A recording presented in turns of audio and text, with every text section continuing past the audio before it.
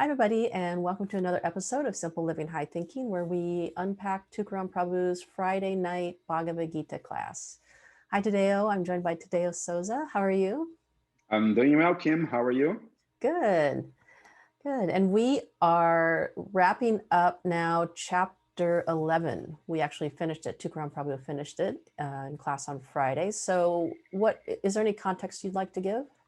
Yes, and I think it's quite relevant to this chapter because it comes on the heels of chapter 10. And chapter 10, essentially, Arjuna is asking Krishna, how can I see you in the world? And Krishna talks about how we could see him in the world, but theoretically. So I'm the light and the heat of the sun, I'm the intelligence in human beings, etc. So these are more theoretical ways in which we can see Krishna. But in chapter 11, which is where we are, Arjuna says, okay, yes, I accept everything you have spoken so far, but now I want to see it, right? Like I want to see with my own eyes. How is it that you are everything? And chapter 11, Krishna shows Arjuna how he actually is everything, rather than just the theoretical aspect of chapter 10. And so having that in mind, I think this context is quite relevant to today's class, but also a point that Tukaram made in class, which is something that I wanted to expand on. And that's going back to chapter 10 a little bit. So when Krishna says, I am the Himalayan mountains, out of immovable objects, I'm the Himalayan mountains, I'm the light of the sun and the moon, I'm the intelligence in mankind. So this way allows seeing the world in this way truly allows us to realize that things are actually Krishna's energy. Everything is Krishna's energy. And the implication that comes from that is that everything, therefore, belongs to Krishna. And nothing truly belongs to us. And the valuable lesson in here is that we walk through life truly believing that things belong to us. Like this is my land, this is my car, this is my etc. And certainly there is reasonable to think that way because we are working, we are earning our money, and then we buy our car, and then we say that's my car. True, that's natural. However, the materials like energy and matter can never be created or destroyed according to science. And so the actual matter of everything, the land upon which we stand, none of that is truly ours. None of that really belongs to us. And one aspect of this meditation that really got to me in class was when Tukaram then extended this analogy to our own bodies. And that was quite interesting because it's so natural to think, oh, this is my arm, or this is my leg, or my stomach, or I have a headache, my head hurts. And it is such part of our natural language that we ended up believing that, yeah, this is my body. And in one sense, I can do with it whatever I want. If I want to get drunk or use some drugs or waste my vital energy in meaningless sexual engagements or whatever it may be, I have all the rights to do that because this is my body after all. But is it? And that's really what came to my meditation as I was listening to Tukaram going over that another way in which we can characterize chapter 10 is that way that like everything is Krishna, everything is Krishna's energy. Krishna is actually everything. And therefore, nothing is ours, everything is his. Another reason why to use everything in the world in Krishna's service is nothing but natural because everything already belongs to him. And therefore, if we use our body, the flowers, our intelligence to then serve Krishna, it is natural. That's actually the order of things is orderly if we do it that way. Krishna says, I am the intelligence of all intelligent men, which means even the so-called our own intelligence is not ours, it's actually Krishna's. And so if we use our intelligence to serve Krishna, it is appropriate, which it's very combined with the idea of bhakti yoga. We use everything in Krishna service, including our intelligence, including our body, including our house, because again, the material which is required to create the house, who made it? Like how, again, according to science, both matter and energy can never be created or destroyed. Certainly, we will see a contractor coming and building in our house, but they're using matter. They're using concretes or drywall. And who made all that stuff? It was just here when we showed up. In fact, our own bodies was just there when we became aware of it. And it is not truly ours. Everything belongs to Krishna. And so that chapter 10, when Krishna is theoretically walking through a very beautiful, in a poetic way, walking through a list of things that we can identify in the world and connect that to Krishna, I think is a very viable meditation to allow us to go away from this egocentric point of view that things are mine and I do with it whatever I want. And if somebody wants to take it away from me, I have the right to fight them. So it's me against them, you know? And so that was a very interesting point, which I thought would be relevant to bring up today. What did you think about these points when Tukaram was going over, Kim? Yeah, I also thought that was a really good example of when you see things in the world, like when he was saying about cars, like you just assume someone owns that car. And so, yeah, how you're mentioning that, well, really our body, if you think you own your body, you're going to get kicked out at whatever, 80 years old. And so you don't really determine everything that happens with your body. So this idea of seeing God in the world and everything, it really helps us to move more gracefully through the world instead of fighting everything and wanting to own things and fight for owning things and protecting things, and just realizing that, you know, this idea of ownership just creates a more peaceful, graceful way of living, I think. It is such a vital lenses through which we can see the world, because imagine how much suffering has happened in the world due to greed. Like essentially wars where one nation is trying to take another nation's like properties, right? Like Pakistan and India, or Germany with the wall. This is Eastern and Western Germany. Like there's so much has been done due to greed or oil. All the wars that have been fought because of oil. If we could all embrace this truth, it's actually truth. It's not just a nice way to conceive of the world. It's actually true.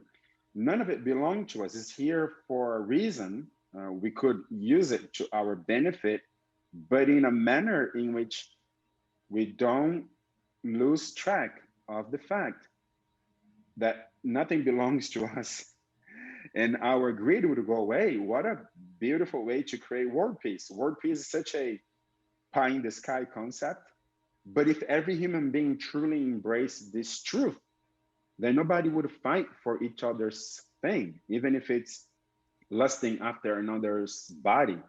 Like so many, like even in the Torah, in the Old Testament, King David, who is such a hero of the Old Testament in the Torah, he commits very strange acts. He sends the husband of this woman who he is lusting after to a war where he knew for a fact that person would be killed because it was a very bad war and they were outnumbered, and he sent very few resources to that battle. Let's say King David did so, including the husband of the woman that he was lusting after. And so such a high figure in the Torah was also suffering from this, oh, that body can be mine as well for my enjoyment. It's like, no, this is God's body. You know, everything belongs to Krishna. And so it's a very interesting meditation. Yeah, yeah, and even acknowledging others' free will, you know, because when it comes to ownership of, oh, this is unfair, that person's treating me unfairly, or they're not loving me, or they're rejecting me, and this idea that we control even others' love. Like I need to do this or that in order to get this reaction from a person. And then when I don't get that reaction, then like you said, we just have so many ways of suffering in this world with this myopic perspective that we are the ultimate controllers. Yes. And so that was one takeaway I had from class. The other one, moving on to chapter 11 right now, which is actually where we are, I will quote text 32. So this is chapter 11 and text 32 to expand on a takeaway I had from class as well. Well, actually, with a little bit more context, let's see. I'll quote text 31 first, so that will make more sense. So this is Krishna, this is Arjuna talking on text 31. Arjuna says to Krishna, "O Lord of Lords, so fierce of form, please tell me who you are. I offer my obeisances unto you. Please be gracious to me. You are the primal Lord. I want to know about you, for I do not know what your mission is." So this is Arjuna is speaking after he had seen Krishna's what we call universal form. And that form, like Krishna has said prior, Krishna said that he is the beginning, the middle, and the end of everything.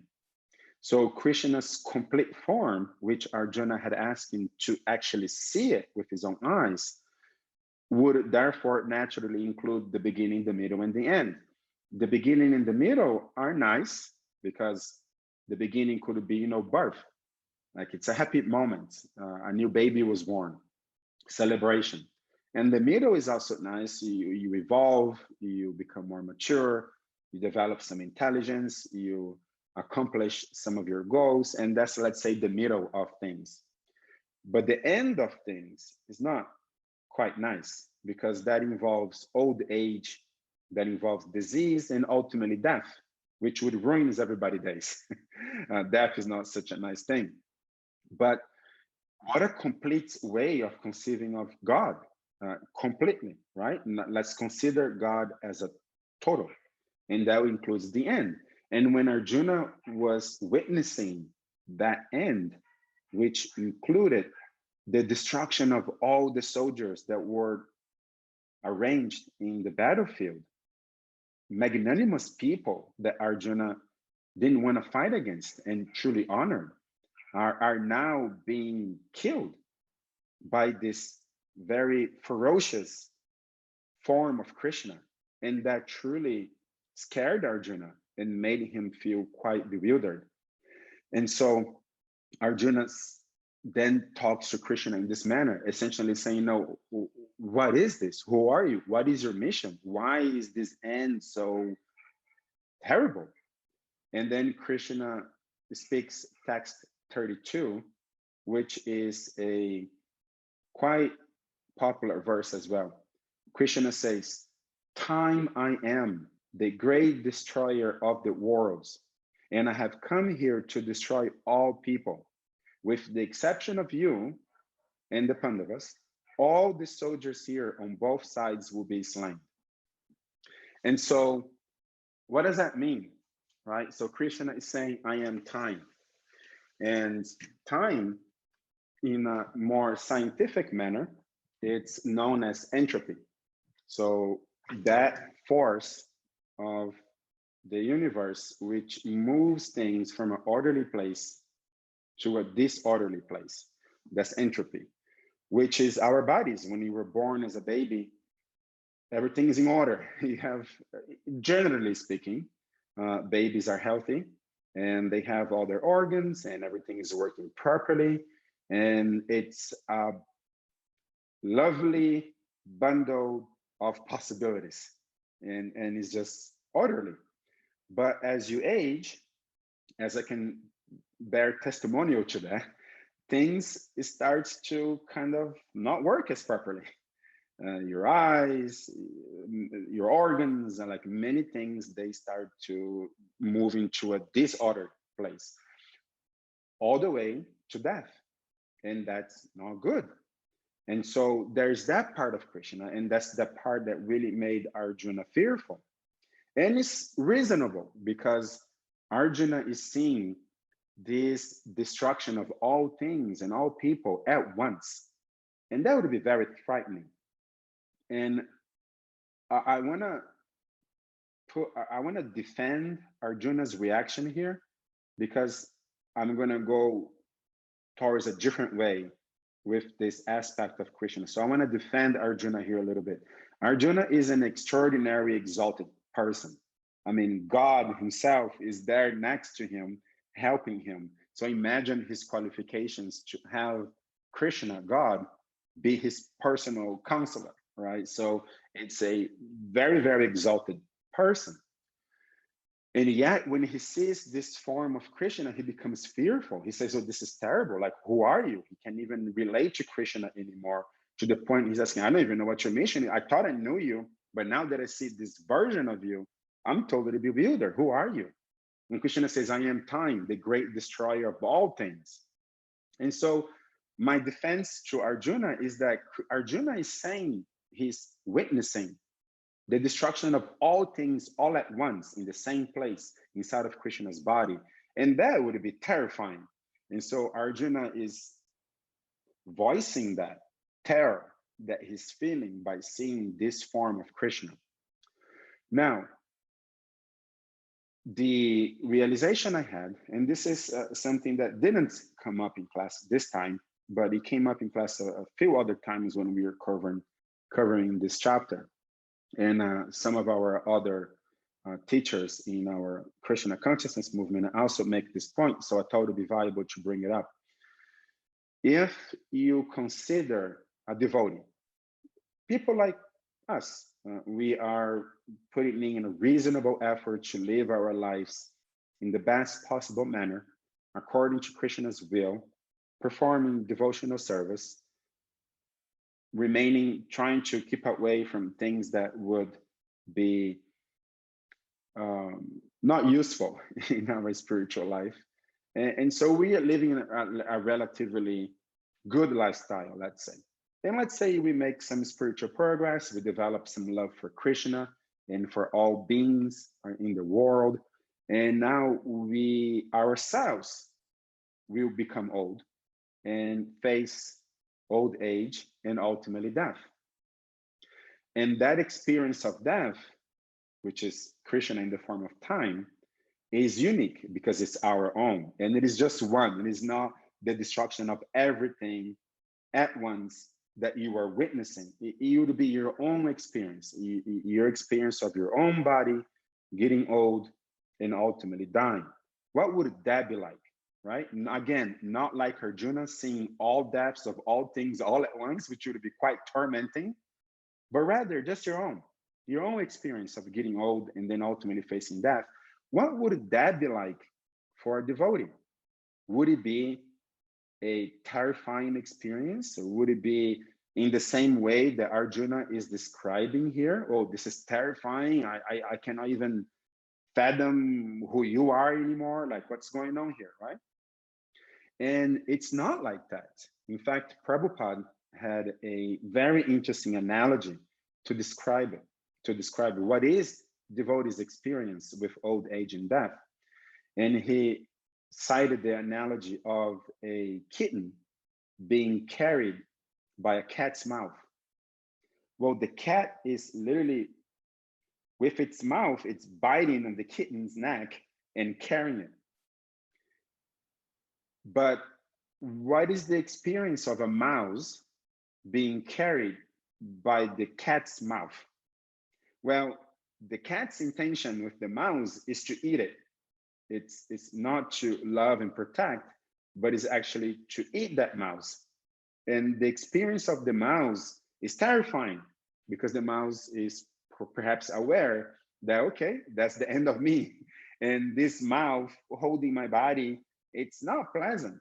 And it's ultimately going to lead to my destruction and death. So the mouse experience is terrifying. But the kitten experience is very different because this is a mother carrying its kitten. And is doing so with love, and it is doing so in a very gentle manner, and it is doing so for its own benefits, for the benefit of the kitten. And so from the outside, if you look at that scene, they're quite similar. It is a cat carrying another animal by its mouth, but the experience of the mouse and the kitten are very, very different. One is of love and care and protection. The other is of a terrifying, agonizing death. And similarly, devotees who have spent a reasonable amount of time cultivating love for Krishna and love for others will experience time and old age and death in the same way that the kitten experiences with its mother carrying it by its mouth. It is Krishna's blessing, actually. It is the accomplishment of your life's goal. You spend your entire life cultivating this consciousness, which would allow you to achieve your goal of going back to Krishna after you leave this body. And now, death is that necessary experience or necessary process through which you can achieve that goal to go back to Krishna. And so devotees actually, not only they're not afraid of death, not only they do not fear death, but they actually welcome death. And in one weird sense, weird meaning if we are not trained to see it this way, to understand philosophically like what is actually happening in death. So in that kind of weird-ish sense, they're excited about death because, hey, I spent my entire life cultivating this consciousness that will allow me to go back to Godhead, to Krishna's planet in the spiritual world. And death, guess what, is a necessary part of that. And so I'm excited, like it's gonna take me there. And so devotees are not having that experience of fear and agony and terror when it comes down to old age and death, but rather is an accomplishment. I can cite incredible teachers in our lineage, one of which his name is Bhaktitirtha Swami. He was a very deep and profound and very charismatic and loving spiritual teacher in our tradition. And he was hit with a terrible version of cancer, which caused him to have to amputate both of his legs and lose essentially the vast majority of the mass of his body. And so at one point, he's essentially skin and bones and had no more legs because the legs had to be amputated. And this is another one of our teachers. His name is Radhanath Swami. So this is Radhanath Swami describing this scenario with Bhaktitirtha Swami, which at that point, they were really good friends. And Bhaktitirtha Swami had asked Radhanath Swami to spend the last days of his life with him because they were such great friends. And Radhanath Swami was with him in the last days of his life. So what I am saying here now is what we have heard from Radhanath Swami, who was there with Bhaktitirtha Swami. And he said the following: in that state, no legs, skin and bones, he could barely sleep at night because the pain was so agonizing and he couldn't sleep anymore. This is again 1 or 2 days prior to him actually dying. And so at night, he would stay awake and with a tremendous amount of pain. But he wasn't crying, he wasn't complaining, he wasn't pitying himself. He was just taking it, no problem. This is what Krishna wants me to go through, so be it. Because now, in this scenario, I can feel and experience how painful this is and how much it hurts. And only by having this experience in the first person of myself, I can actually empathize and have compassion for others that are in the same position as me. And in this way only, I can actually connect with them and help them. So this is Krishna's blessings that I am experiencing this agonizing pain. Now, this is his consciousness. Imagine that. He's thankful for the fact that he's having this agonizing experience because only having had that experience in the first person, he knows what it's like for others, and therefore he's better able to help others. That is the consciousness of a devotee. So that disease, that old age experience was not of terror, was of a magnifying compassion opportunity for a devotee. That's how they see it. And furthermore, Radhana Swami describes during night when he couldn't sleep due to this agony pain, he was thanking Krishna for giving him this pain because he could better have compassion for others, but he wasn't never crying.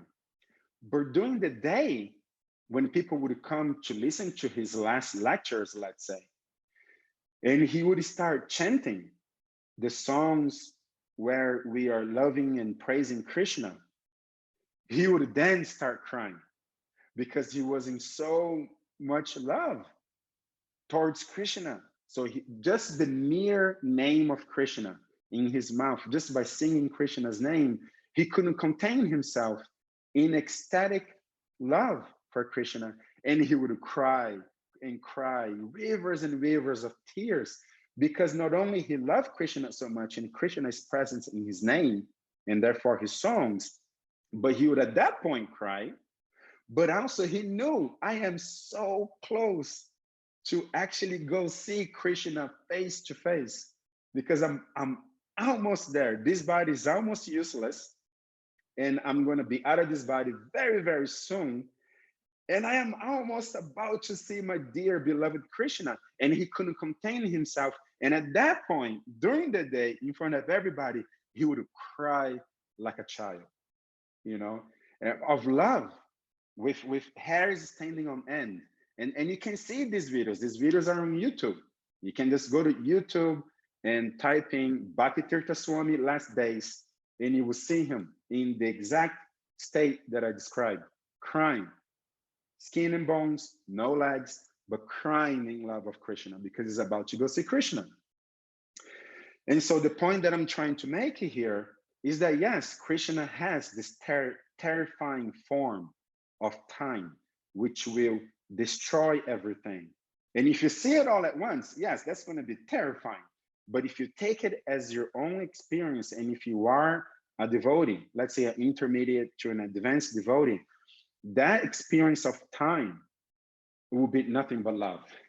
It will be a very different experience. It will be the kitten being carried by the cat rather than the mouse. And you will feel like I'm about to go see Krishna. And whatever it is that I am feeling in my body, I can use in Krishna service. Just like we were talking about chapter 10, that even your own body is Krishna's gift. And if Krishna wants you to experience pain in this body, so be it. I will use it, even that, to Krishna service, to be able to better connect to others and give them the philosophy of Krishna consciousness for their benefit. So I will use it in that way. And at that, I'm going to go see Krishna. So he's crying in love and excitement. So that's the experience of a devotee. Wow. Thank you for sharing that. That's what an amazing like mentor, model, leader for how to actually deal with the challenges of your body, to be in that state, in that much physical suffering, and to just have it only fuel more your intimate relationship with Krishna. His Instagram page, his disciples keep up his Instagram page, Bhakti Tirtha Swami, and I love it because he talks about leadership, he talks about love and rejection, and I love his insights. So I wish I would have been in Krishna consciousness when he was still living and known him more, because he's a wonderful, wonderful person. Yes, absolutely. He talked to his disciples nowadays. You can still feel it's like he never left. He's still present through his books, through his messages, through his example. He's here, perhaps now even more than before, because we really honor and when I read what he had to say, you know, Yeah. before as well, of course. But now it's like, you know, he's gone, so we have to even do more to spread his teachings so that you won't end, you know. And so his presence now just as much as he was before. Yeah. Yeah, and it's such a good example of this chapter where when Arjuna starts seeing all these quote unquote negative aspects of being in this world, what entropy and time does to a person, a body, and was starting to get freaked out. um, Bhakti Tirtha Swami is such a good example of what we can do with quote unquote suffering, where, you know, there's generally three categories where some people, when they have a little bit of suffering, they turn to God, you know, and when they have too much suffering, then they curse God and turn away from God. And then when they're doing good, it's like, God who?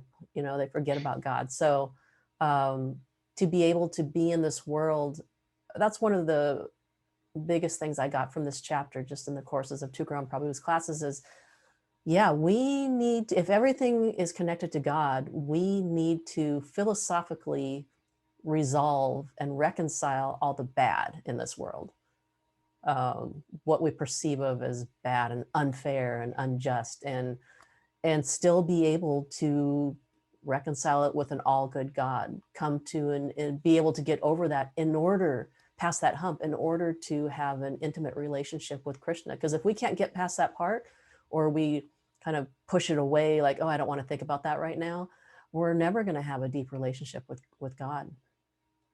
Exactly. Yeah. Yeah. So yeah, what a nice example. The kitten and the mouse. I'd never heard that before. So thank you for sharing that. Yeah, Prabhupada is an expert. Yeah. What were your takeaways from class, Kim? Yeah, just this idea of really tackling the hard questions, of seeing the death, the entropy, understanding this idea of Krishna saying to Arjuna, hey, look, everybody on this battlefield is going to die except for you. You can either just be a part of the natural course of, I guess what he was referring to as karma pal, or, you know, the reactions, or pick up your sword and fight. Or you do have a choice to stay on the sidelines, I suppose. But the idea that, hey, these things in this world, these processes, they're all happening and unfolding all the time, the good and the bad and the ugly. And to be able to do our duty throughout it, to keep our perspective of God, and to always be able to find God in everything, whether it's our personal suffering, the suffering of others.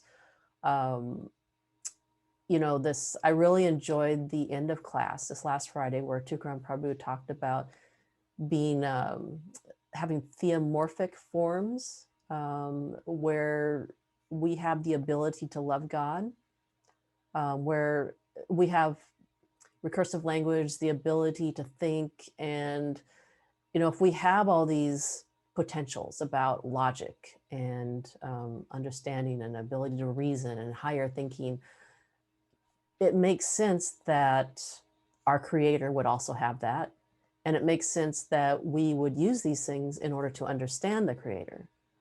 So having theomorphic forms, being able to understand God and love God, makes a lot of sense to me. I agree. Um, Tukaram also brought up a good point that along this topic of forms, right? Where Krishna displays his universal form to Arjuna, which is everything in one place, which again includes the end, which is terrifying, but it is part of Krishna as well. Then when Arjuna says, hey, this is really bewildering, let me see you back normal, right? Then Krishna displays his four-arm form, which is certainly better than the universal form, which contains everything in one place. But it is still four arms, and it's quite difficult for you to fall in love with some person that has four arms. I guess you could, but um, it is different. It would be easier if the person is like you. And then ultimately, Krishna goes back to his two-armed form, which Arjuna says is such a loving and beautiful form. So then the question becomes, are we just pathetically, in an idiotic way, conceiving of God like us? Like, how dare us, right? Like, how dare us do such a thing, to say that God look like us? Because yeah, Krishna looks like that, and therefore I can love him. But is it the question that God look like us, or that we look like God? And if the question is that we look like God, why isn't that rational and reasonable? Why wouldn't it be? If we are to love God, we should love God in a way that makes sense, which would be a way in which we both look alike. And even in the Bible, it is said that God created us in his image. And also, like you spoke about the different abilities of the human body, such as language and logic and intelligence and etc. These attributes are not displayed in the form of animals, but which implies that even though animals do display love towards each other, I would still argue that the love that human beings are capable of developing and sharing with one another is of a much higher nature.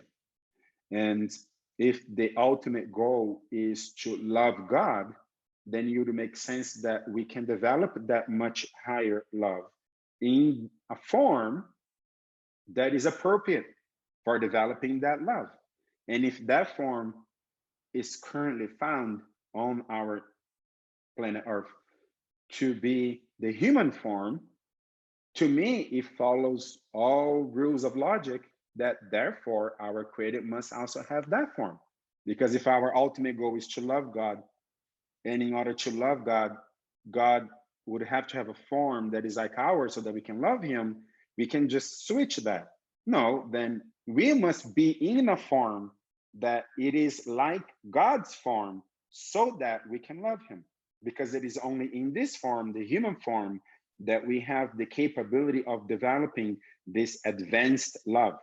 So then it would make sense that we then take a form that is like God's form, so that only in this form we can develop this love for God.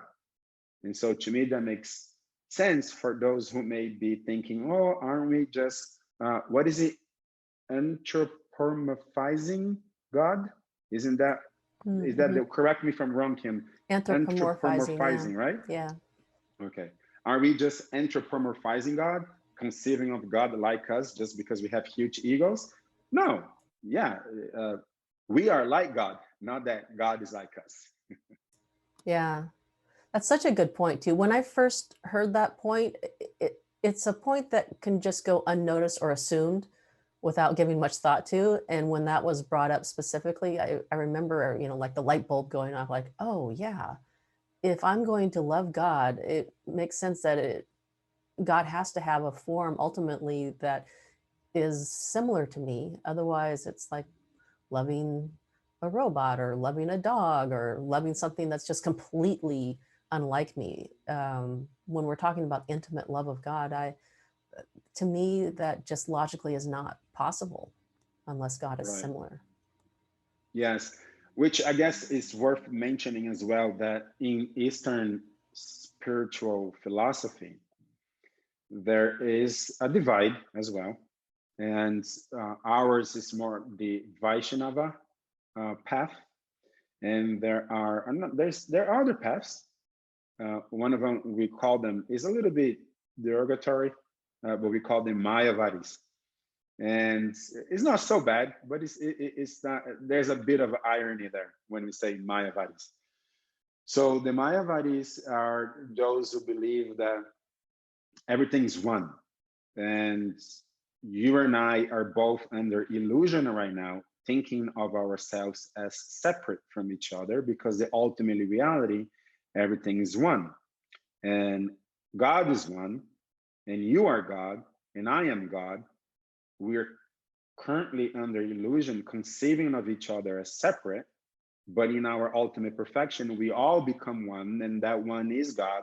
And we have always been God, and that one is all that exists and is all that matters. This is a impersonal conception of God. Notice that bhakti goes away because if there's only one, there isn't two. And if there's not two, then there's no love, because love is a force between one, the beloved, and two, the lover. So if there isn't two, then there's no love, then there's no bhakti. So obviously there would be a conflict with our tradition. Also, in this concept of God being one, the Mayavadi way, there's no form. It's just a thing. It's just like energy, and there's no form. So I thought it would be appropriate to mention this here, perhaps as a philosophical fallacy, obviously to be biased towards our path that we have chosen, which is to say that if we say that the ultimate reality is God, is one, and that one has no form, then we are saying that there is something, such as a form, that even we, mere human beings on earth, have, but God does not have. So it would not be logical, because how can we say that there is something that God doesn't have? So this is an argument in the defense of the idea that God has a form, right? Because we were just talking about God's form is like ours, or rather, that our form is like God's. But then if you take another step, if you want to stretch this a little bit more, is, oh, but why does God have to have a form to begin with? Well, why wouldn't God have a form? If we say God doesn't have a form, we're just stating that there's something that God doesn't have. And by the very definition, everything comes from God, even our own form. So how could God give a form if he himself doesn't have one? That would be illogical. And therefore, it's a defense for God's form. So God has a form, we have a form, our form is like God's form, so that in this form, we are capable of developing advanced love so that we can love God in his original form, which is like ours. Yeah. Yeah, that's I'm trying to figure out like holes in the logic, and having trouble coming up with any. So yeah, it's a pretty strong argument. Right. It ultimately comes down to, how can you give something that you do not have? Mm-hmm. God must have a form because he has given forms. We have a form. Animals, I don't know, even the universe, there's a form. We have a form. Where did it come from? If it came from God, then God must have one. How can you give something you don't have? Yeah. Yeah, I hadn't heard it quite specifically that way, about us having something God doesn't have. That's a really strong argument. Right. Yeah. All right. Well, are there any other closing thoughts you'd like to give? I don't know if we will be reviewing a little bit of chapter 11 next class, or if Tukaram probably will move on to chapter 12, but I really enjoyed this class. I got so much out of it, just understanding, take a deeper look at all the bad in the world and how it's all tied to God, and how we can use it to actually become closer to God. Just in the beginning, that kind of blows the mind, like, okay, really? How realistic is that? But then you give an example of Bhakti Tirtha Swami, and yeah, it can be done.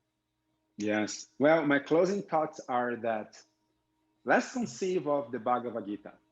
We are in chapter 11. We have heard so much from Krishna so far in this dialogue between Krishna and Arjuna. We heard about time and creation of the universe and what exists, what doesn't exist, pantheism, panentheism, bhakti. We've heard so much so far. And through Arjuna's experience, we have seen it all also. We saw the entire universe in the form of Krishna. And we have discussed so much. But let us conceive of the Bhagavad Gita. This is chapter 11. There are 18 chapters. One may be asking, well, what else is there? We've seen everything already, literally and figuratively. We've seen it all. What else is there? So my closing thoughts are that, hey, we still have a few chapters to go, right? We only on chapter 11. There are 18. So there are 7 more chapters to go. And stay tuned.